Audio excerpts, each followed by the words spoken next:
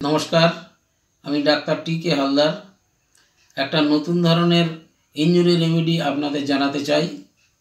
মাথায় যদি জোর আঘাত লাগার পর সেই জায়গাটা ফুলে যায়, ব্যথা হয়, গরম হয়ে যায়, যন্ত্রণা হয়, বেদনা হয়, জ্বর আসে, সাময়িক ঔষধ খাওয়ার পরে সেটা কমে যায়, সুস্থ হয়ে যায়।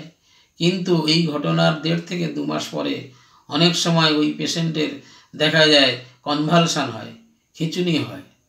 কনভালশন হলে পর আমরা হোমিওপ্যাথি ডাক্তারবাবুরা হিস্ট্রি নিতে গিয়ে জানতে চাই যে তার কোনো পুরনো আঘাত মাথায় লেগেছিল কিনা।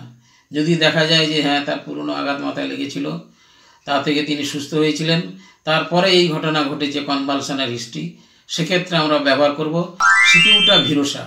সিকিউটা ভিরোসা মোস্ট ভ্যালুয়েবল মেডিসিন। আপনারা রাখবেন, বাড়িতে রাখবেন, খুব উপকার দেবে।